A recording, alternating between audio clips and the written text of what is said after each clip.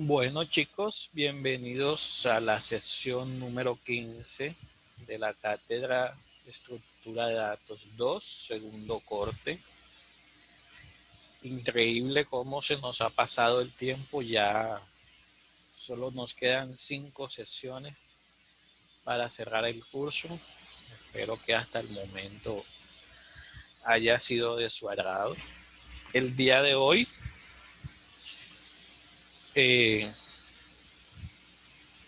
yo seré un espectador, ustedes serán los que expongan los temas.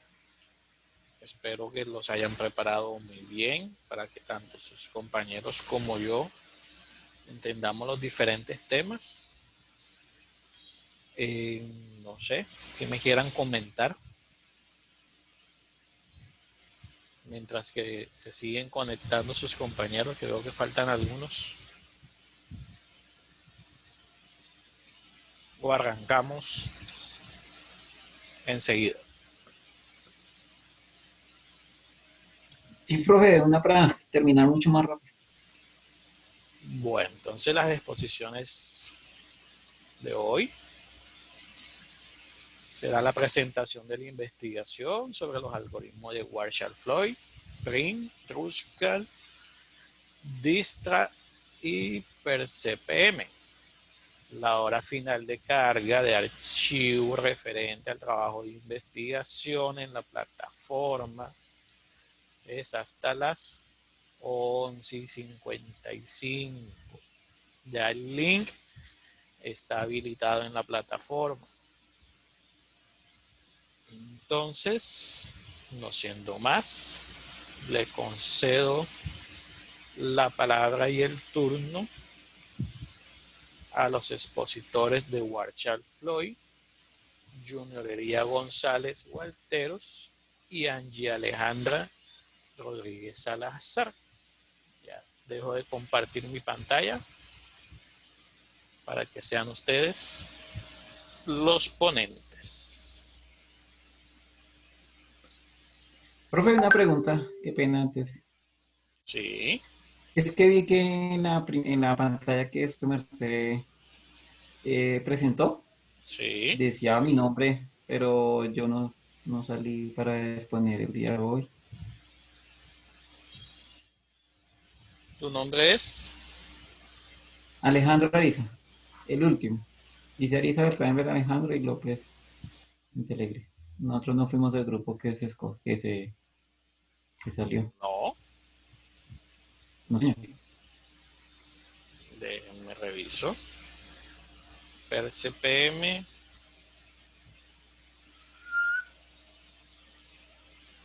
Tienes toda la razón. Ahí se me fue. No te preocupes. Ya yo lo corrijo aquí internamente. Mientras tanto, Vale, muchas gracias, profe. la compañera estaba compartiendo. Buenas noches. Buenas noches. Entonces empezamos de una vez. Sí. Por mí, sí.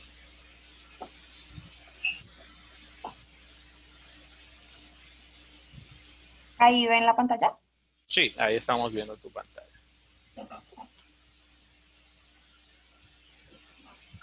Bueno, entonces mi grupo está conformado por Junior González y yo, Alejandra Rodríguez. Vamos a empezar pues. Warshall-Floyd es un algoritmo de análisis de grafos.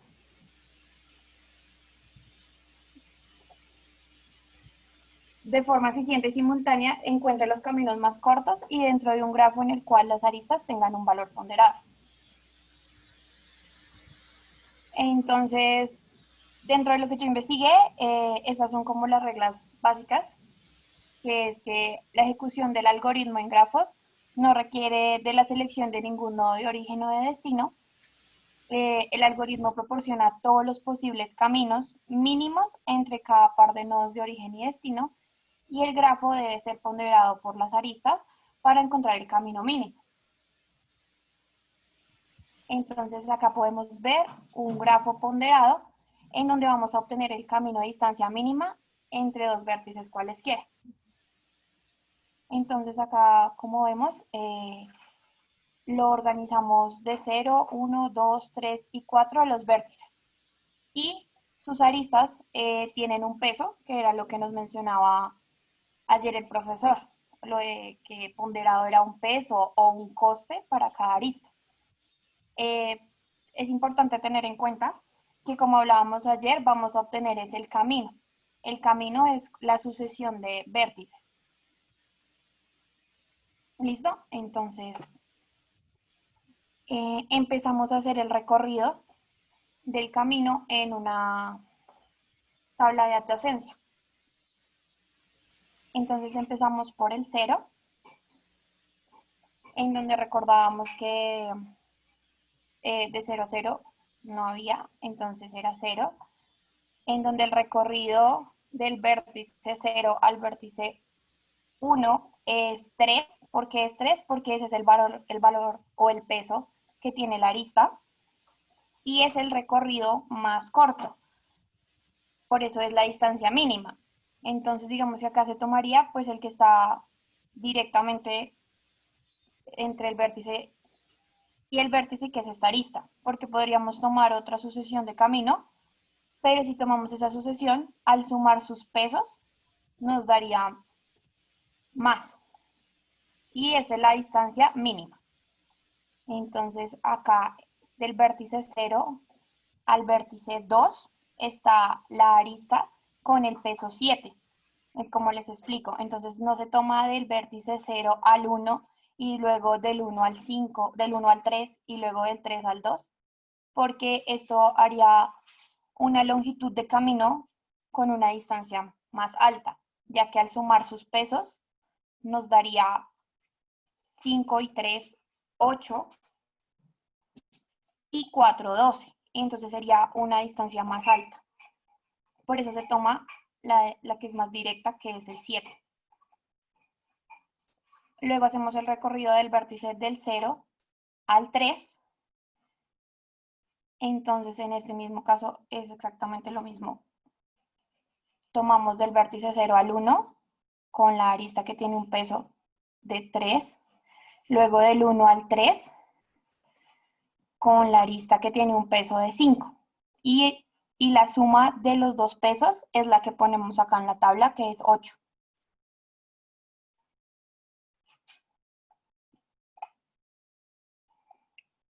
Para el recorrido del 0 al 4, del vértice 0 al vértice 4, entonces lo mismo, tomamos por el vértice 1, luego el 3 y luego el 4 y sumamos sus pesos. Entonces podríamos hacer los recorridos en diferente orden por otros vértices, pero su suma de los pesos entre las aristas nos daría mayor y pues es el camino con distancia mínima. Entonces por eso tomamos y seleccionamos acá, como pueden evidenciar, el camino en rojo, que es el menor.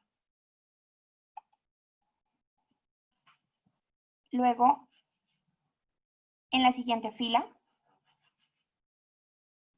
tomamos del vértice 0 al vértice 1 y también nos da 3. Luego, del vértice 1 al vértice 1 es 0. Del vértice 1 al vértice 2 es 9. Recuerdo, por el peso que tienen las aristas, entonces acá la arista tiene 5 y acá la arista tiene 4, entonces la suma de estos nos daría 9. El recorrido del vértice 1 al vértice 3, que es el 5, por el peso de la arista. Luego el recorrido del vértice 1 al vértice 4, que es 11, tal cual. Es importante sumar los pesos que tiene cada arista. Seguimos con el recorrido del vértice 0 al vértice 2, perdón, del vértice 2 al vértice 0, que el recorrido es 7. Luego del vértice 2 al vértice 1, que su recorrido es por la arista que tiene el peso 4 y luego por la arista que tiene el peso 5. pasando por el vértice 3. Que porque no tomamos el camino desde el 2 pasando por el vértice 0 y luego por el 1, porque el peso de la arista es 7 y 3, que nos da 10, o sea que es un peso mayor. Entonces por eso tomamos el otro recorrido. El recorrido del vértice 0 al vértice 2, que es 0. El recorrido del vértice 2 al vértice 3, que es 4, porque es el peso de la arista. Lo mismo para el recorrido del vértice 2 al vértice 4, es 8. Luego el recorrido del vértice 3 al vértice 0 es 8. Siempre recordando los pesos en las aristas, que sea menor. El recorrido del vértice 3 al 1, que es 5. El recorrido del vértice 3 al 2, que es 4. El recorrido del vértice 3 al 3, que es 0. El recorrido del vértice 3 al 4, que es 6. Y ya iríamos por la última fila del recorrido,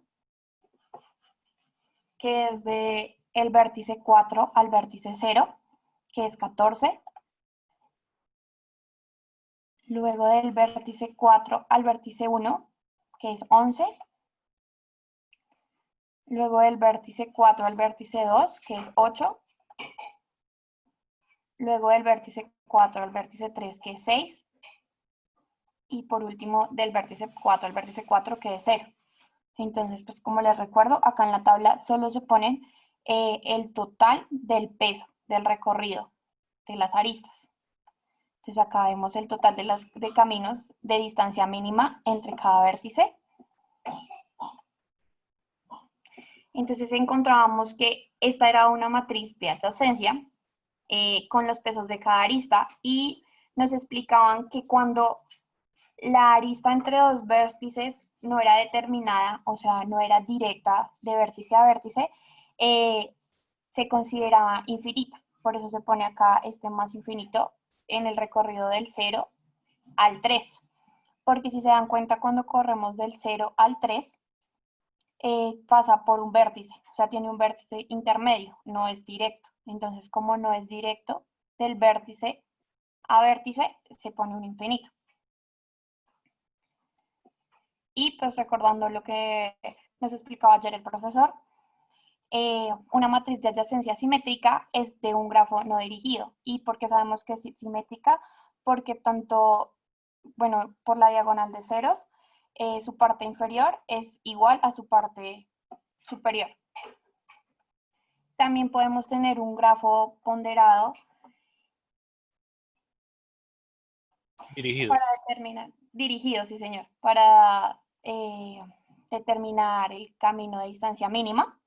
Entonces, en este caso, pues ya no les hice el paso a paso, porque es exactamente el que vimos anteriormente, pero dirigido. Es decir, también tenemos que evaluar el peso de cada arista, pero solo en la dirección en la que va la arista.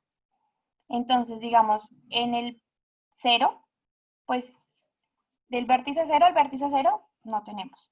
Del vértice 0 al vértice 1, si hacemos el recorrido, va del vértice 0 al vértice 2, entonces ahí ya iríamos con un peso de 3. Y luego del vértice 2 al vértice 1 tiene un peso de 7. Y entonces ahí sumaríamos el peso de 7 y de 3, que nos daría 10. Y así sucesivamente. Entonces, si nos paramos en el vértice 0 y queremos ir al vértice 2, nos damos cuenta que solo tenemos una arista de conexión, por decirlo así, que tiene un peso de 3. Entonces, por eso en la tabla solo ponemos el 3. Si queremos ir del vértice 0 al vértice 3, entonces tenemos el camino que es desde la arista con peso 3 y luego pasamos por la arista con peso 1 y esto nos daría que ese camino de distancia tiene un peso de 4 y así sucesivamente con cada uno de ellos. Como lo podemos ver en la tabla. Entonces, pues es el recorrido, es importante, o sea, es importante tener en cuenta que como es un grafo dirigido, pues tienes que validar hacia dónde se dirige, valga la redundancia, porque podemos confundirnos con un grafo no dirigido y tomar solo el que esté más cerca visualmente. Entonces, lo mismo, acá vemos la matriz de adyacencia con los pesos de cada arista, en donde también determinamos cuáles son los vértices que están conectados directamente por una arista y cuáles son los vértices que tienen un vértice intermedio. Entonces, cuando tienen un vértice intermedio, se le pone el infinito. Y en este caso, pues ya sabíamos por las flechitas de las aristas que era dirigido, pero a raíz de la matriz de adyacencia, podemos ver que tanto la parte, o sea, está la diagonal en ceros, pero tanto la parte inferior como la superior no es igual. Entonces no es simétrica, por tanto, sería un grafo dirigido. Gracias. Devuélvete un segundo. No, profe, ¿por qué? No te preocupes. Profe, No, ya dije gracias. sí. No, lo que les quería comentar era, a pesar de que es un grafo dirigido, que podríamos pensar de que no hay acceso a un nodo desde otro. O sea, en los ejemplos que hemos visto, en los dirigidos, como la dirección importa, hay veces que nos encontramos que hay un nodo que no es accesible, por decirlo así. En este caso, a pesar de que es dirigido, nos damos cuenta que es un grafo conexo. Si recuerdan la definición de grafo conexo, es que desde cualquiera de los nodos yo puedo llegar a cualquiera de los otros. Es decir, desde el 0 yo puedo llegar al 1, al 2 y al 3. Desde el 1 yo puedo llegar al 0, al 2 y al 3. Desde el 2 yo puedo llegar al 0, al 3, al 1 y al 3. Y desde el 3 yo puedo llegar al 1, al 2 y al 0. Eso es lo que nos dice la definición de grafo conexo, que desde cualquier punto yo pueda llegar en un grafo dirigido de un punto a cualquiera de los otros vértices. Para que también lo tengan en cuenta ahí.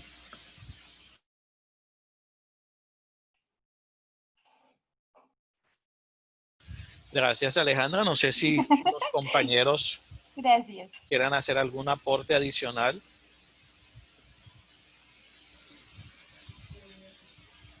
Bueno. Entonces,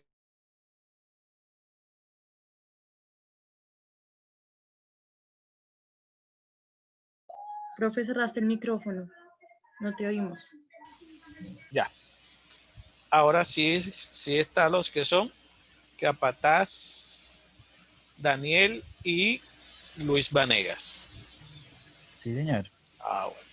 Entonces sería el turno del compañero Jorge Armando Guevara Uña con el algoritmo de Trin. Te cedo el control de la exposición.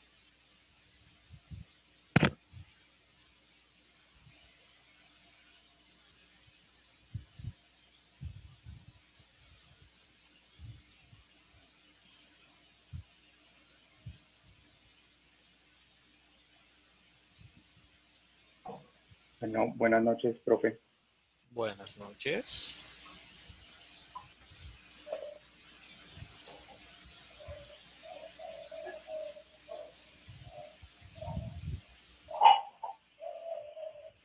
Bueno, profe, esto como lo pueden ver, buenas noches a todos. Esto me correspondió, bueno, estamos viendo el tema de los grafos y a mí me correspondió el algoritmo de Prim. Como pueden ver, pues estoy solo, no estoy en grupo. Vale. Entonces, quisiera presentarles el contenido de la presentación. Primero vamos a ver qué es un grafo. Segundo, vamos a ver el árbol recubridor mínimo. Tercero, vamos a ver el algoritmo de Prim y como último paso, vamos a ver la ejecución de este algoritmo. Perfecto. Bueno, primero, ¿qué es un grafo? ¿Sí? Pues ya el profesor lo ha explicado, pero me pareció pertinente ponerlo a colación ahorita. Entonces, un grafo es un conjunto de vértices o nodos y aristas conectadas entre sí. En la vida real, pues existen muchos ejemplos, conexiones entre sí. La primera, comunicación telefónica, circuitos eléctricos, comunicación entre calles, y me pareció muy pertinente, ya que yo trabajo en el Centro de Estudios Aeronáuticos, poner las cartas aeronáuticas, que es lo que el profesor, pues, en la primera clase de los grafos nos habló de este tema, que los grafos los utilizan en las rutas de navegación aérea. Excelente. Bueno, ¿qué es un árbol? Un árbol es una red, es un subconjunto G del grafo G, que está conectado y sin ciclos. Dice, los árboles tienen dos propiedades importantes. Primero, todo árbol de n vértices contiene exactamente n menos una arista. Segundo, si se añade una arista a un árbol, se obtiene un ciclo. El profesor o los compañeros dirán por qué saco a colación la definición de qué es un árbol. Porque quiero explicarles primero esto, porque el algoritmo de Prin, el objetivo de este algoritmo como tal es sacar un árbol de expansión mínima, ¿sí? Entonces, el árbol de expansión mínima o árbol de expansión de coste mínimo consiste en buscar un árbol que abarque todos los vértices del grafo y que la suma de los pesos de sus aristas sea el mínimo. Entonces, por eso saqué a colación pues, que es un árbol. Bien. Un árbol recubridor mínimo. ¿Qué es esto? Es esto, a partir de un grafo, a nosotros nos dan un grafo ponderado, ¿sí? Que tenga sus aristas y que tenga sus etiquetas, cada uno de sus vértices. Nos dan este grafo y el árbol recubridor mínimo es la ruta que tenga menor peso, ¿sí? De un punto a otro, por decir, en este grafo podemos decir que de A a J, un ejemplo, esta sería la ruta alterna o la ruta que tiene el menor coste para llegar allá, ¿sí? Entonces, eso es un árbol recubridor mínimo. En este caso, los vértices serían 10, las aristas 9, como podemos ver en la anterior diapositiva. Dice que todo árbol de n vértices contiene exactamente n menos una arista. Es decir, este árbol tiene 10 vértices y a su vez las aristas son n menos 1, o sea, 10 menos 1, 9. Y el coste total mínimo de este árbol sería 38, porque el coste total es la suma de la ponderación de las aristas. Listo, entonces vamos a ver qué es el algoritmo de Prin. Este algoritmo fue diseñado por el matemático Oskar Jarnik en el año 1930 y luego de manera independiente por el científico de computacional Robert Prin en 1957 y redescubierto por Dijkstra en el año 1959. Debido a esto, el algoritmo se le conoce también como DJP o algoritmo de Jarnik. ¿Cuál es el objetivo de este algoritmo? El objetivo, pues ya lo había dicho, lo vuelvo a repetir, es encontrar un árbol de expansión de un grafo cuyas aristas sumadas nos den el peso mínimo. Listo, entonces vamos a ver la ejecución de este algoritmo. Tenemos que tener estos 4 aspectos en cuenta a la hora de ejecutar un algoritmo de Prin sobre un grafo. Estas 4 recomendaciones son, primero, que el grafo sea conexo. El profesor lo acaba de explicar. Un grafo conexo es un grafo que tiene conexión de un punto a otro por cualquiera de las aristas que tome, ¿sí? O sea, que no tiene los nodos independientes o separados. Ese es un grafo conexo. Segundo, que el grafo sea no dirigido, ¿sí? Esta es una de las condiciones que nos pone para ejecutar el algoritmo de print. ¿Por qué que sea no dirigido? Porque se va a construir es un árbol. Y al construirse un árbol, pues obviamente tiene que tener, no tiene que tener dirección como tal, las aristas. Tercero, que el grafo tenga sus vértices etiquetados, es decir, que cada uno de sus nodos tenga una denominación como tal, ¿sí? Porque pues ya pasando esto a la vida real, por decir en el tema de las cartas aeronáuticas que lo veíamos anteriormente, un nodo podría significar un aeropuerto o puede también significar un BOR o un ILS o cualquiera de los métodos que utilizan los aviones para conectarse entre sí, entre ciudades. Sí, Discúlpame, sí, señor. una pregunta, pero no es de eso. ¿Qué es un DOR? BOR es un instrumento eso lo tienen todos los aeropuertos, profesor. Es un instrumento de navegación aérea que utilizan para el despegue de los aviones, ¿sí? Por decir, una radioayuda también es un instrumento de navegación, pero entonces la radioayuda no está en el aeropuerto, sino ya están de pronto en las montañas, que son los que ayudan a los aviones para que tengan comunicación con los controladores aéreos. Ah, perfecto. Muchas gracias. ¿Sí? Todos los Ok, días se aprende profe. algo nuevo. Listo, profe. Y como cuarto punto, a tener en cuenta que el grafo tenga sus aristas ponderadas, ¿sí? Siempre, yo creo que es uno de los puntos que tenemos que tener en cuenta, que sean sus aristas ponderadas, porque vamos a sacar la sumatoria de todas y que sea la mínima. Entonces vamos a hacer la ejecución para hacer la ejecución de este algoritmo.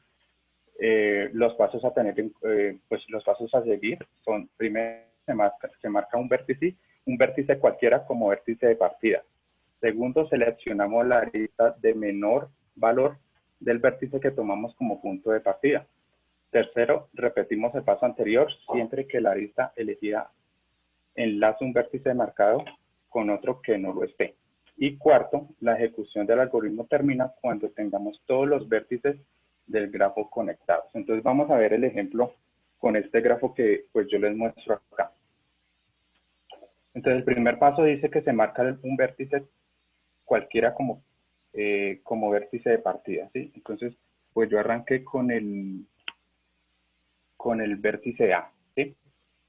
Entonces la segunda dice seleccionamos la arista de menor valor. Entonces aquí tenemos tres aristas que tiene A, el nodo A. Dice que tomamos la de menor valor, entonces la de menor valor sería 3. ¿Sí? Entonces ahí ya tenemos la 3. Entonces volvemos otra vez a buscar otra arista de menor valor, pero entonces ya tenemos habilitadas más aristas. De las que están en pantalla, las que están resaltadas, la de menor valor sería la número, la que conecta de B a C, que sería con la ponderación 2. Entonces ya, ahí la marcamos. Entonces, siendo así, ya nos habilitan más aristas de las que están seleccionadas. La de menor valor sería la que conecta de C a D. También sería 2. Ya con esta conexión nos habilitaría más aristas, y de las que están resaltadas, la de menor valor sería, bueno, aquí la de menor valor sería 4, que va de B a D. Pero entonces, una de las propiedades de este algoritmo es que no se formen bucles, o sea, que no se formen ciclos, es la palabra, no se formen ciclos. ¿Por qué? Porque de ahí no iríamos a salir. La idea es formar un árbol. Entonces, si yo hago la conexión de D a B, se estaría formando un ciclo entre los nodos B, C y D. ¿Sí? Entonces, no podemos poner esa arista, ni tampoco podemos poner la arista que va de A a D. Entonces, ahí la arista de menor valor, aparte de la arista con ponderación 4, sería la que va de C a E, que sería 8. ¿Sí? Siendo así, el nodo, el vértice E, nos habilitarían mucho más aristas. Entonces, de todas las aristas subrayadas o resaltadas, la que menor valor tiene es la arista que va del nodo E al nodo G, que sería la arista con ponderación 7. ¿Sí? Ya tomando esta arista, nos conecta con el nodo G y el nodo G habilitaría dos aristas que sería de GAH y de GAI. ¿Sí? La arista de menor valor sería de GAH, que sería 4. H a su vez habilitaría a dos aristas que sería de H a J y de H a I. Entonces, la arista de menor valor sería de H a I, que sería 1. ¿Sí? Siendo así, ya quedarían habilitados muchos más nodos, y de todos los nodos resaltados, la arista de menor valor sería de I a J, que sería la arista con ponderación 3. Está conectada. Listo. Entonces aquí, como ya pueden ver, compañeros y profesor, ya casi tenemos formado el árbol como tal. Pero entonces el último punto dice: la ejecución del algoritmo termina cuando tengamos todos los vértices del grafo conectados. En este caso, haría falta 1. ¿Sí? Entonces, ya habilitando a J, nos habilitaría ya la última arista, que sería la que tiene ponderación número 18, que va de la J a la F. Entonces, como el último punto dice que la ejecución del algoritmo termina cuando tengamos todos los vértices, entonces la arista de menor valor de todos los vértices, las aristas la arista de menor valor de todos los que están resaltados sería la arista que va de F a E, que sería 8. Entonces, pues así quedaría el árbol. Y el árbol final quedaría así. Ya se borraría todos las demás aristas con sus ponderaciones, y el coste total mínimo sería la sumatoria de todo esto, que sería 38. Muy bien. Listo, profe. Perfecto. Muchas gracias. Listo, profe.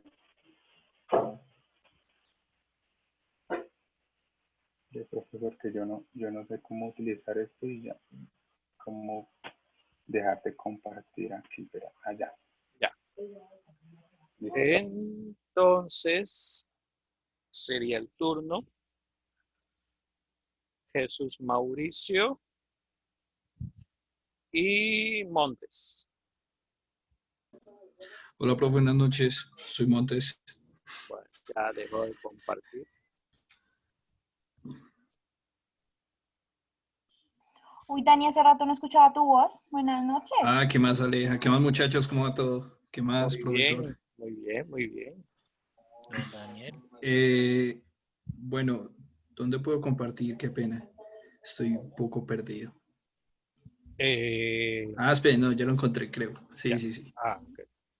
El botoncito verde. Listo. Ahí ve mi pantalla, sí. Yeah. Entonces...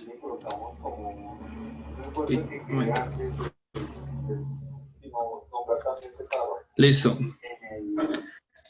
Bueno, entonces, mi nombre es Daniel Villegas, mi compañero Mauricio Gómez. A nosotros vamos a presentar lo que es el algoritmo de Kruskal. Entonces, vale, el algoritmo de Kruskal tiene, bueno, primero que todo fue descubierto por Joseph B. Kruskal en el año 1956. Lo que busca este algoritmo... Disculpa, ¿por qué no lo Señor. pones pantalla completa? A ver. ¿Dónde es? ¿Por acá? Es que ¿Sí? yo esto casi no... Desde el principio. Listo, listo, listo. Listo, Ahí. vale. Entonces, bueno, fue descubierto por Joseph B. Kruskal en el año 1956. El objetivo del algoritmo es lo mismo que el algoritmo de Prim. Lo que busca es encontrar un árbol de expansión mínima.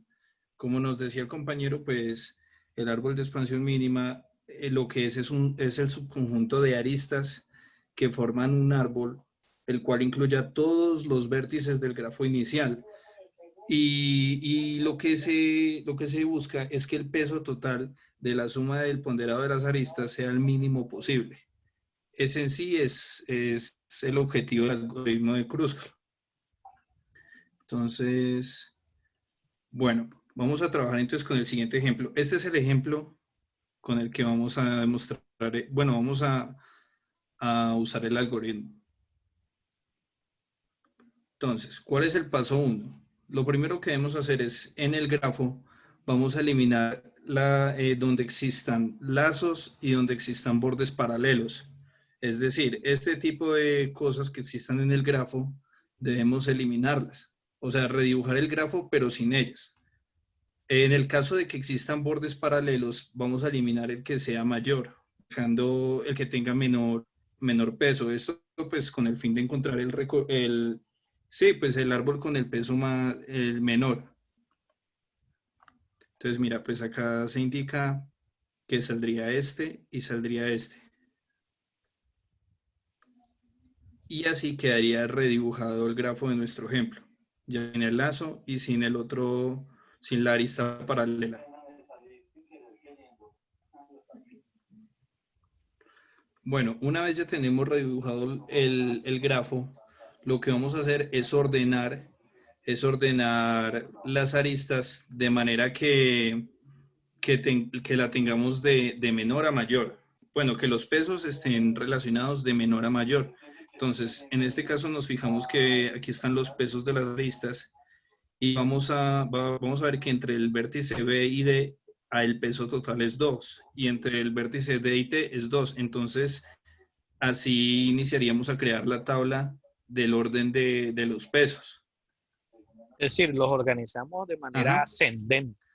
Correcto, de manera ascendente, de menor a mayor entre los pesos que existan entre las aristas. Entonces, pues aquí estamos haciendo el consecutivo y obtenemos esta tabla. Esta tabla es el ordenamiento que ya se acaba de hacer en el grafo. Bueno, una vez hicimos el orden que ya quedó aquí, vamos a empezar a agregar los bordes. Pero entonces, ¿cómo los vamos a agregar? Lo mismo, de menor a mayor, son los que buscaríamos agregar en el grafo, porque pues el objetivo que queremos es que el recorrido sea el más corto posible. Vamos a arrancar aquí ya, qué pena me doblo un poquito. Entonces vamos a empezar a mirar según la tabla que ya creamos anteriormente. Entonces vamos a ver los vértices B y D, que son los que tienen el menor peso en la arista. Y los dibujamos. Una vez ya se dibujó los que tienen peso 2, que son los menores, entonces vamos a ir al siguiente peso menor, que sería el test. Hay que tener cuidado, como nos decía el compañero Jorge, en que cuando se agreguen las aristas, cuando se agreguen los bordes, no vayamos a agregar una arista que provoque un ciclo. Porque ya solo teniendo un ciclo, pues ya no tendríamos un árbol, que pues es el objetivo final que busca el algoritmo. Entonces continuamos con las que tienen peso 3. Vemos que no pasa nada, no afecta nada porque no crea un ciclo, entonces puede ir perfectamente. Lo mismo con esta. Vamos a revisar ahorita la que tiene peso 4. ¿Cuál es el problema? Si nosotros dibujamos el borde entre B y C, vamos a generar un ciclo. O sea que no vamos a tener un árbol.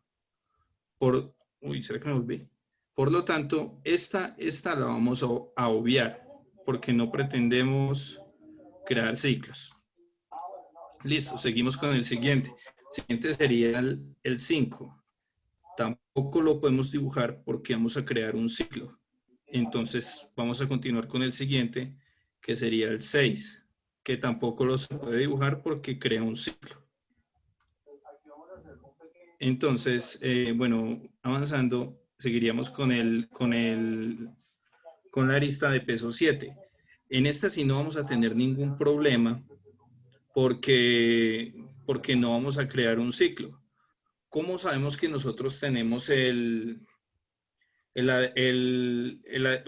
recorrido terminado? Porque ya todos nuestros... Uy, esperen, yo minimizo esto un poquito. Porque ya todos nuestros vértices van a quedar unidos por las aristas. Y de esta forma acabamos de obtener el árbol que tiene el menor peso entre sus aristas.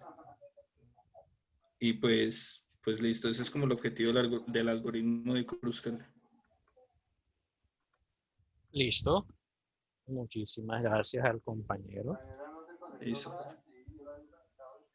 Ahorita, ¿cómo hago? Ya.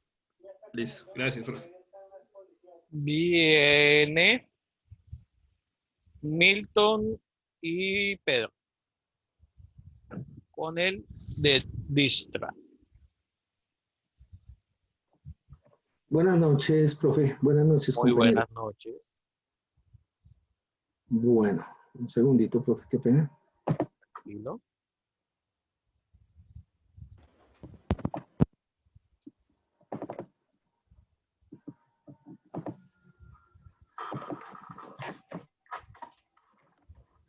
No, disculpe, no sé si ya lo logran ver. Sí, ya estamos viendo tu pantalla. Bueno, muchas gracias. Bueno, para esta presentación del algoritmo de Driscoll, voy a hacer la presentación con mi compañero Pedro Parrado y mi nombre es Milton Fierro. Bueno, este es un algoritmo que, digamos, se conoce como el algoritmo que trata de encaminar los recorridos más cortos, conocido también como el algoritmo de los caminos mínimos. Se encuentra el camino más corto entre dos nodos, digamos, es la estructura del algoritmo como tal. Maneja unas iteraciones, forma de llegar al camino más corto, ahorita más adelante miraremos uno de los ejemplos, y se puede aplicar en redes cíclicas o acíclicas. La etiqueta... Bueno, un segundito ahí, tranquilo. Si nos dimos cuenta, en los anteriores, cuando encontrábamos ciclos, ya enseguida teníamos que eliminarlos porque no había forma de trabajarlos. Ya con este algoritmo, ya no nos interesaría si hay ciclos. Continúa, compañero. Sí, señor. Y se pueden aplicar en redes cíclicas y acíclicas. Tenemos dos clases de etiquetas, las permanentes y las temporales en este tipo de algoritmo. El funcionamiento de este algoritmo enumera algunos vértices, se define el nodo o la vértice desde el inicio a la llegada, evalúa los nodos adyacentes por medio de la técnica de grade y se toman algunos nodos o vértices intermedios hasta llegar al nodo destino. Digamos, si tenemos un nodo A un nodo Z, ¿ok? Entonces busca la ruta el recorrido más corto. Digamos, este tipo de algoritmos se aplica, digamos, a diferentes nichos diferentes nichos de negocio, ¿no? Para el transporte aéreo, como lo decía el compañero, digamos, anterior, digamos, en el caso de aeropuertos también se utiliza sistemas de información geográfica, servicios de correo, también en temas de imágenes médicas, y son optimizaciones de función de costo, prácticamente aplica. Las características funcionan por etapas de optimización, como lo vemos ahí en la gráfica, y son óptimos susceptibles de cambios. Esto fue descubierto por el holandés Edgers with Driscoll. estudió matemáticas y física, se inclinaba sobre la física teórica, se le reconoce como el algoritmo de Driscoll y sobre, digamos, la connotación polaca, también lo conocen como el Justin Jar, a la inversa del Driscoll. Digamos, acá tenemos uno de los ejemplos que, digamos, estructuró para la presentación. Tenemos un nodo de inicio A y tenemos un nodo final que es el Z, ¿ok? Nosotros tenemos aquí las aristas con unos números definidos y determinados con el fin de lograr buscar el recorrido más corto. Entonces, lo que nosotros hacemos, voy a estar interactuando ¿sí? Con la siguiente presentación para tener ese ejemplo práctico. Entonces, lo primero que nosotros tenemos que empezar a estructurar la tabla desde el punto horizontal. Tenemos el A, el B, el C, el E y el Z.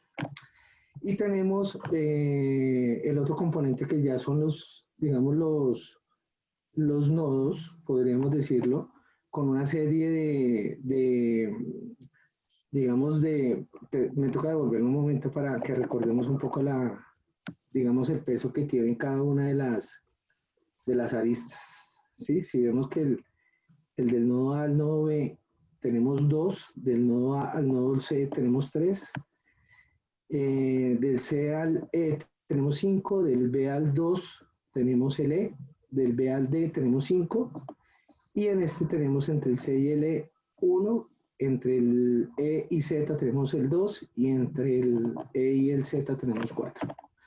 La tabla como tal quedaría de la siguiente manera. Entramos a buscar el nodo de inicio y vemos de que estos dos primeros pues obviamente son infinitos, ¿sí? Y así sucesivamente coge toda la línea base que es, digamos, parte de la línea. Entre los dos primeros entonces escoge, digamos, la arista. En este caso la dejamos en forma amarilla con la letra A. La segunda es la 3A, la hemos dejado con la letra, digamos, con un color verde. Ya les digo al final cuál es el resultado, que lo que se quiere resaltar es digamos, cuál es la ruta más corta. En el D vemos de que no hay, digamos, conexión, entonces quedaría como infinito. Y lo mismo sucede para el E y para el Z. Para el caso del B, vemos que para la línea continúa infinito. Lo mismo sucede para las otras tres líneas de la línea B. Empezamos con la línea C, perdón, con la línea D. Ya tenemos ahí que es el 7B, el numeral y el número del peso con el número del nodo. Tenemos también el numeral E con el 4B. Y en el nodo Z lo tenemos infinito. Para el caso del C coge el E, que en este caso sería el 9E, y en el caso del nodo D quedaría el 5E. Los demás quedan infinitos. Vemos que para el Z, entre el E y el Z tenemos el 8E. Para los otros siguen infinitos. Continúa infinito en el D, y en el Z queda el 7 y el D en el recorrido. En conclusión, digamos, lo que trata de dar, digamos, o lo que se quiere como resultado dentro del árbol final es buscar como la ruta más corta. Si nosotros vemos que las rutas más cortas son las de color amarillo, ¿sí? Son las que tienen menos, digamos, menos peso, ¿sí? Las que tienen menor distancia entre la A y la Z sería el A, el B, el E, el D y el Z. Sería como el resultado del... Voy a compartirles un video, no sé si lo podemos, es un video corto que ayuda a resumir un poco el algoritmo como tal. Vale. Encontrar la ruta más corta utilizando el método Driscoll. Bueno, comencemos. Lo que tenemos primero viene siendo el etiquetado. Ahora bien, el etiquetado se hace de la siguiente manera. Como primer valor ponemos nosotros nuestra distancia acumulada, que es la distancia que se encuentra desde el inicio hasta este nodo. A continuación se agrega el nodo predecesor. Este es donde se agregará el nodo que viene anterior a este nodo que estamos etiquetando.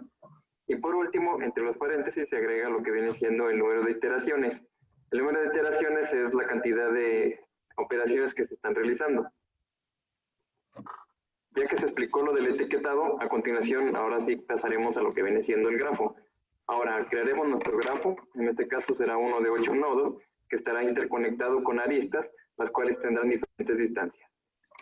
Y bueno, lo primero que tenemos que hacer es seleccionar nuestro primer nodo. En tal caso sería el A.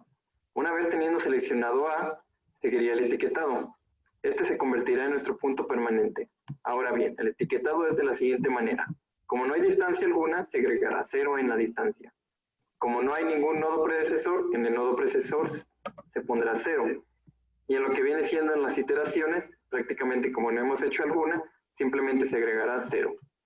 Ahora que A se ha convertido en nuestro nodo permanente y ya ha sido etiquetado, lo que vendría a continuación sería etiquetar los dos nodos que están conectados a lo que viene siendo nuestro permanente. En este caso sería el B y sería el C. Comencemos con C. Lo primero que se tiene que hacer es ver el acumulado que se tiene en el nodo anterior, el cual es 0, y sumarle su arista, la cual es 1. 1 más 0 nos da como resultado 1. Ahora, en el nodo de predecesor, pues ponemos A, porque A es el predecesor de C. Y ya por último, en el número de iteraciones vendría siendo el número 1, ya que es nuestra primera operación. Igual, la hacemos con B. Sumamos la distancia acumulada más la distancia de la arista, colocamos el predecesor, que viene siendo A, y igual en esta ruta viene siendo la iteración número 1. Ya que tengamos etiquetados todos nuestros nodos que proceden de nuestro actual permanente, continuaremos a hacer nuestro siguiente permanente, el cual será el que tenga la distancia acumulada con el número menor, el cual viene siendo C.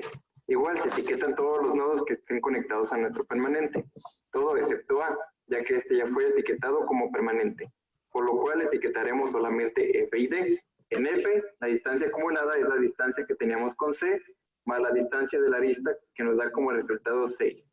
La procedencia es la de C, y la iteración es la número 2 de este camino. Igual tenemos que hacer lo mismo para D. A continuación buscaremos el siguiente permanente, usando el nodo de menor distancia acumulada. En este caso, de haber dos iguales, se escogerá uno de manera aleatoria. Por ejemplo, voy a tomar el D, el cual tiene 3 nodos que podemos etiquetar. Ya que tenemos D como nuestro permanente, comencemos con F. Igual, sacamos la distancia acumulada que nos da como resultado 5, la procedencia es D y la iteración es la número 3. Pero ojo, como nuestra nueva etiqueta tiene una distancia menor que la que ya teníamos, se quita la más grande y dejamos la más pequeña. Continuando etiquetando los nodos, como es en el ejemplo de B, como nuestra etiqueta ya es mayor de la etiqueta que ya teníamos, simplemente no se pondrá. A continuación, nuestro próximo permanente será B, ya que tiene la menor distancia acumulada. Etiquetaremos todos sus nodos, el cual solamente tiene G. Y después, el proceso se hace repetitivo. Hacemos el permanente F, etiquetamos, hacemos permanente E y etiquetamos, y así sucesivamente. Ya tenemos a E como nuestro permanente, y sus nodos más próximos serían G y H. Como la distancia de G no se puede mejorar, etiquetaremos H. Ahora bien, ya que todos los nodos han sido seleccionados, vemos que H hay dos distancias acumuladas iguales, lo que quiere decir que hay dos rutas mínimas posibles. Ahora, para encontrar la distancia mínima, como es el ejemplo de A a H, se hace lo siguiente. La distancia es de 8, como se muestra aquí, y el camino lo sacamos de adelante hacia atrás. El primero, por ejemplo, es H, seguido del nodo que notamos en la etiqueta, F. Y así, de F a D, de D a C y de C a A. Y ese es nuestro primer camino. O el segundo camino posible, que viene siendo de H a E, de E a D, de D a C y de C a A. Y así es como se sacan las rutas más cortas. Profe, digamos, una de las conclusiones de esta presentación o de este algoritmo, más que todo, es que gran parte de su estructura o de su diseño se está viendo reflejado, digamos, hoy en día en todo el tema de inteligencia artificial. Esta es nuestra presentación. Muchas gracias. Vale, muchísimas gracias.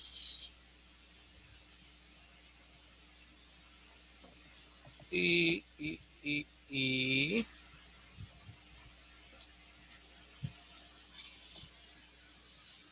nos quedaría pendiente solo Daniel Capataz y Luis Vanegas.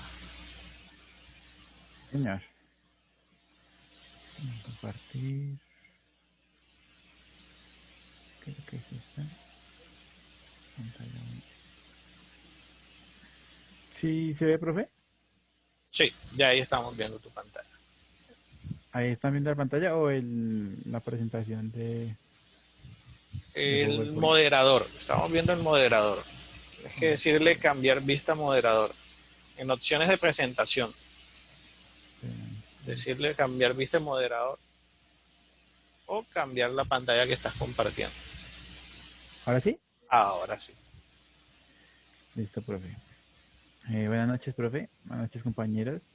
El tema que nos corresponde a nosotros es el método Perl CPM. Esta presentación, pues, el grupo está conformado de Daniel Capataz y yo, Luis Vanegas.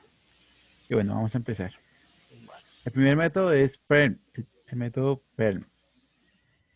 Bueno, déjame un segundito.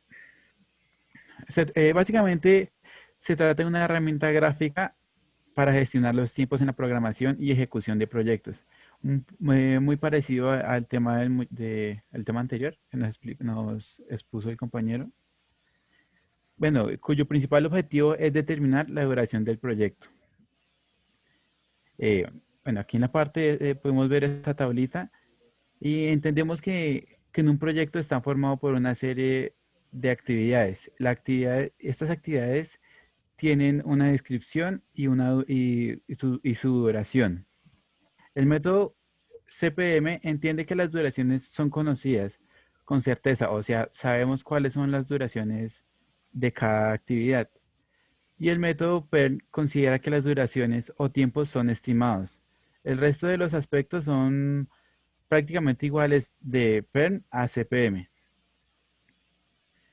Listo, vamos a ver, por ejemplo, el ejemplo de este ejemplo que es una construcción de una nave industrial, o puede ser una casa o cualquier cosa puede ser. Se puede distribuir por este método. Este proyecto puede ser la construcción de una nave industrial y sus actividades serán la cimentación, la colocación de la estructura, la colocación de los techos, colocar la cubierta, trabajos de fontanería, carpintería, etcétera. Las tres utilidades del PREM, las utilidades del PREM podemos destacar dos. La primera es determinar la duración del proyecto para saber cuándo se debe iniciar y tener certeza cuándo se podrá finalizar. La segunda será la reducción del tiempo de ejecución de proyecto. Bueno, la historia. El método PERL CPM fue desarrollado a mediados del siglo XX por la industria armamentista estadounidense para coordinar y acordar los tiempos de la construcción de material bélico. En este punto nos debemos centrar en las actividades críticas, que son estas que están marcadas con líneas rojas, eh, que estas son las que implican, o sea, estas son las que nos van a dar la duración mínima del proyecto. Por ejemplo, vamos a ver esta tablita. Vamos a ver un ejemplo. Si la suma de todas las actividades de la A, B, C, teniendo en cuenta la duración en semanas, nos da 21 semanas. Y gracias al método PERL podemos finalizarlo en 16 semanas. Habremos logrado utilizar las dos utilidades anteriores. ¿Qué es necesario para poder construir un algoritmo o un método PERL? Debemos conocer primero el total de actividades que forma parte del proyecto. Segundo, la duración de las mismas. Y tercero, la relación de precedencia entre las distintas actividades. Es decir, qué actividad debo haber realizado y terminado antes de iniciar la siguiente actividad. Aquí podemos ver el ejemplo anterior basado en una tabla. Aquí identificamos por columnas las actividades, la descripción, la duración y sus predecesoras. ¿Cómo se construye el diagrama? ¿O qué símbolos se utilizan? En el momento de construir el gráfico PERN, tiene dos símbolos, las flechas, que son las que indican las actividades, y los nodos o círculos, que son los que representan las actividades que parten de ellos y la finalización de las actividades. Es decir, el inicio o el fin se puede representar por un nodo. El inicio y el fin. Podemos ver que el gráfico tiene un nodo inicial, que es el que representa en el momento que se puede iniciar el proyecto. Y de él parten aquellas actividades que pueden iniciarse al principio sin necesidad de una actividad previa. Y un nodo final en el que se desemboca aquellas actividades que no tienen ninguna otra posterior. Aquí nos podemos dar cuenta que el inicio, empiezan las actividades y pueden llegar una o varias actividades al final. Bueno, aquí podemos ver los distintos caminos que hay del nodo inicial al nodo final. Pues podemos ver, por ejemplo, el primer camino, que es A, B, E y F, hasta llegar al punto final. Y hay distintos caminos también. Bueno, usando este método, nos podemos dar cuenta que la duración del proyecto, en este caso, usando el método PERN, es 16. Si analizamos los resultados que nos dan, sería el A, B, C, D, E, F, G, y cada uno tiene su duración. Si hacemos la suma total de las actividades, nos va a dar 21. Pero implementando el método PERN, nos damos cuenta que esta vendría siendo la ruta con el menor tiempo, que nos daría 16, que es básicamente lo que nos indica el método, hallar el menor tiempo para realizar una tarea. Ahora vamos con el CPM.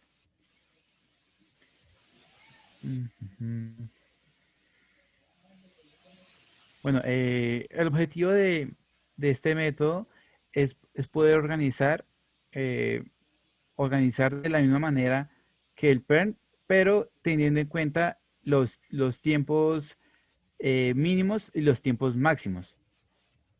Bueno, los resultados es representar el gráfico en PERN CPM desde la tabla de actividades que conforman el proyecto. Calcular la duración del proyecto, identificar las actividades críticas y los caminos críticos. Vamos a usar el mismo ejercicio anterior del PERN para no confundirnos. Aquí vamos a ver la tablita con sus actividades, descripción, duraciones, y también tenemos que tener en cuenta las predecesoras.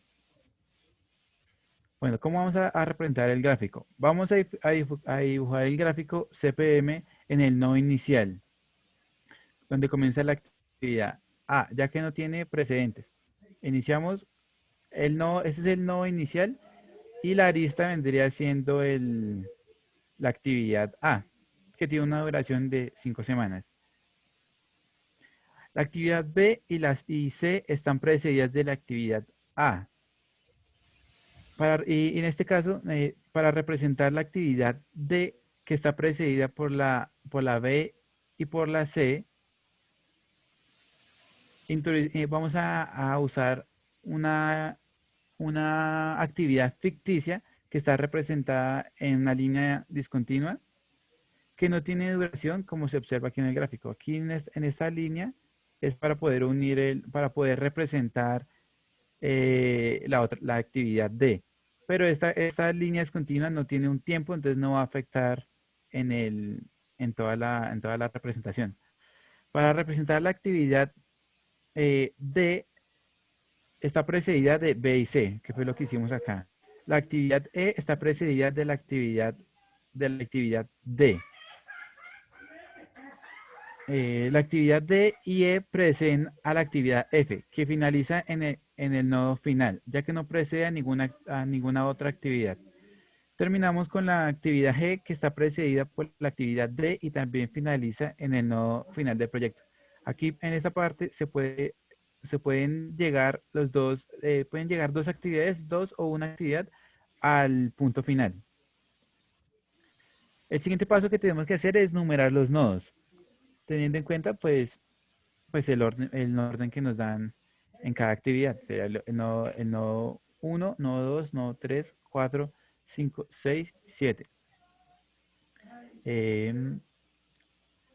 Ahora vamos a hallar el tiempo early.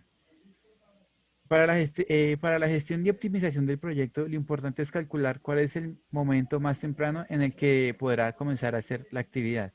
Este tiempo lo llamaremos early o ruta crítica. Y una vez calculado lo escribimos en los nodos del gráfico. Comenzando con el nodo inicial del proyecto, el 1, y continuando con el 2, 3, 4, 5, 6. Entonces en cada nodo hay que colocarle el tiempo early. El tiempo early del nodo 1 siempre es 0, ya que es el momento de comenzar el proyecto. El tiempo early del nodo 2 será 5, ya que se podrá empezar. Aquí ya en esta parte se empieza a colocar teniendo en cuenta, por ejemplo, el nodo principal, el tiempo early, como no se comenzaba nada, es 0. El nodo siguiente, que es el número 2, se suma el tiempo anterior más el tiempo de la actividad de la arista, o sea, la actividad A, que vendría siendo 5. Entonces el valor del nodo 2 es 5. La actividad B y C a partir de la semana 5. Una vez se haya finalizado la actividad A, en el nodo 3, el tiempo early será 7 y la actividad E se podrá comenzar a partir de la semana 7. En el nodo 4 se podrá empezar la actividad D una vez se haya finalizado la actividad B, lo que ocurrirá en la semana 7 y también la actividad C, que será en la semana 9. Por lo tanto, la actividad D se comenzará a partir de la semana 9. El tiempo early del nodo 5 será 12. Y en el nodo 6 será 12 también. Por lo tanto, la actividad F podrá comenzarse a partir de una semana que se hayan finalizado. O sea, se podrá comenzar a hacer esta actividad F cuando se hayan finalizado la del nodo 6 y la del nodo 5. Y las actividades E y D del nodo 7. El resultado será 16. La duración del proyecto. Nos damos cuenta que la duración del proyecto sería lo mismo que en el método PERN, que serían 16. 16 semanas teniéndolo en cuenta. Ahora vamos con el tiempo last, que es que con el tiempo en el tiempo early y el tiempo last se calcula la ruta crítica. El tiempo last es el momento más tardío en el que podrá terminar una actividad sin que se produzca retrasos en la finalización del proyecto. Lo escribimos en los nodos igual que que el tiempo early. Bueno, pero esta parte, este tiempo last se comienza con el final. Empezamos a escribirlo con el nodo final. En este caso, el tiempo last de los nodos 7 es igual a 16, es igual al tiempo early, porque el momento más tardío en el que podemos acabar el proyecto y por lo tanto las actividades F y G, el momento más tardío que podemos acabar las actividades D y E. El momento last del nodo 6 es la semana 12. El nodo 5 también es 12. El tiempo last del nodo 4 es 9. Es el momento más tardío en el que podemos acabar las actividades B y C. El nodo 3 es 9. El tiempo last del nodo 2 será 5 y el nodo 1 es 0. Si el resultado del tiempo last es un nodo inicial es distinto a 0, indica errores en el diseño o cálculos del gráfico. Si en esta parte, si haciendo el recorrido del final, pasando por todos los nodos hasta llegar hasta el nodo principal, es distinto a 0, está mal todo el diseño o los cálculos que tenemos acá en el diseño. Ya teniendo en cuenta el tiempo last y el tiempo early, podemos encontrar actividades críticas. El cálculo de tiempo early y el tiempo last nos van a ayudar a identificar las actividades críticas del proyecto. Miremos la actividad G. Miremos la actividad G. Dura 2 semanas. Su inicio será la semana 12. Aquí tenemos cuenta. El punto G, la actividad G va a iniciar en la semana 12 y tiene que haber finalizado en la semana 16. Si nos damos cuenta, podemos disponer de hasta 2 semanas para retrasar su inicio o alargar la duración, o alargar su duración. Esta actividad tiene una largura temporal de 2. Sin embargo, la actividad C, la actividad C que dura 4 semanas, se inicia en la semana 5. Tiene que haber finalizado en la semana 9. Esta actividad no dispone de holgura.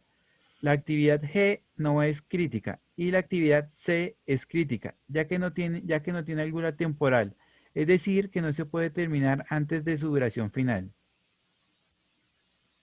Aquí en esta gráfica podemos identificar las holguras, las que son críticas o no. La holgura de cada actividad, al terminar este procedimiento de holgura es igual a 0, son críticas, y si no, pues no, son actividades no críticas. En este caso, la actividad A, C, D, F son críticas y el resto de actividades no son críticas. Teniendo en cuenta esto, podemos analizar y hallar el camino crítico, que vendría siendo el camino A, C, D y F.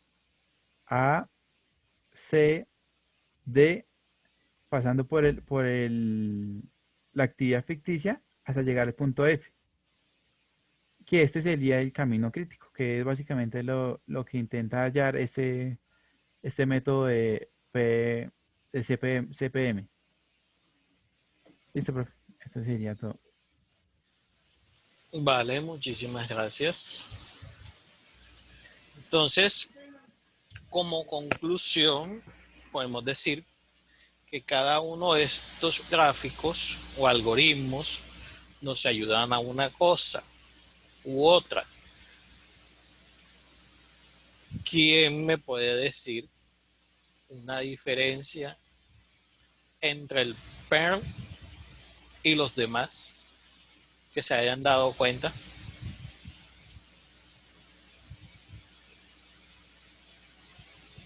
Que el PER es un método y los demás son algoritmos. ¿Cómo? Es que se te escuchó bajito, por lo menos yo te escuché bajito.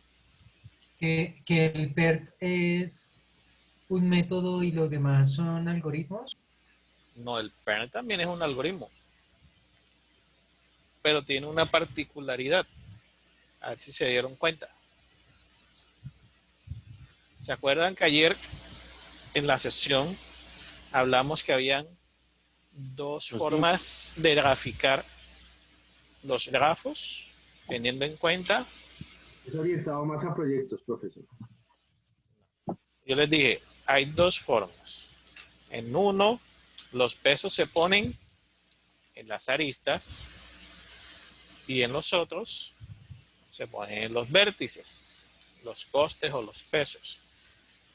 Si se dieron cuenta, si fueron analíticos, en el per CPM, los pesos y los costos están en los vértices, porque estamos hablando de tiempo de actividades, mientras que en los otros que estábamos calculando recorridos, rutas mínimas, los pesos o los cálculos los hacíamos a partir de las aristas, porque ahí era donde estaban los pesos. ¿Sí se dieron cuenta?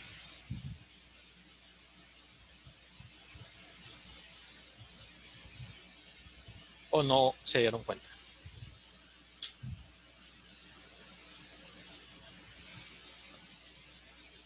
Silencio en el auditorio. Quedaron perdidos con lo que les dije. actividades, profe.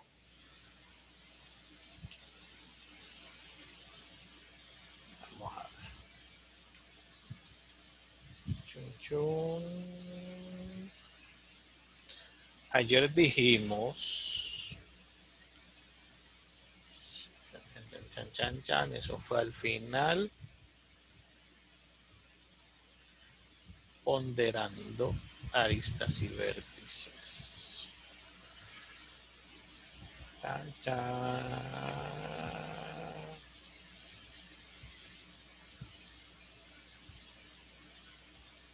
Espérenme. Aquí está. Vamos acá. Entonces, en la sesión pasada, ahora sí, la sesión pasada decíamos, ponderando aristas y vértices, y decíamos, en muchas aplicaciones resulta de interés asignar valores de ponderación, también llamados pesos, a las aristas o a los vértices, obteniéndose así grafos ponderados por las aristas y grafos ponderados por los vértices. Cuando yo les mostré los ejemplos, decíamos que yo podía calcular la distancia entre ciudades, es decir, utilizando la ponderación en las aristas, o podía hacer un grafo ponderado por vértices. Y si se dan cuenta, ¿dónde están los pesos? En los vértices. ¿Y qué nos dice o a qué nos ayuda el algoritmo de PERT INCPM? A encontrar cuáles son las actividades críticas a partir de los tiempos que toma cada una. Es decir, que los pesos no están en las aristas como tal, sino están en los vértices. Por lo tanto, el método o algoritmo de PERT CPM tiene en cuenta los pesos cargados en los vértices.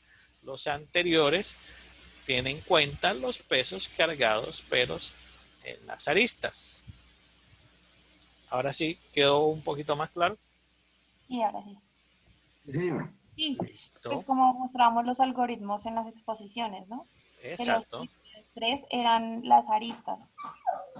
Exactamente. Mientras con los anteriores calculábamos caminos, distancias más cortas, en el otro nos decía cuál era el tiempo mínimo, y eso. En PERT-CPM lo que nos ayuda es como para organizar tiempos, y los tiempos los tenemos cargados no en las aristas, sino en los vértices.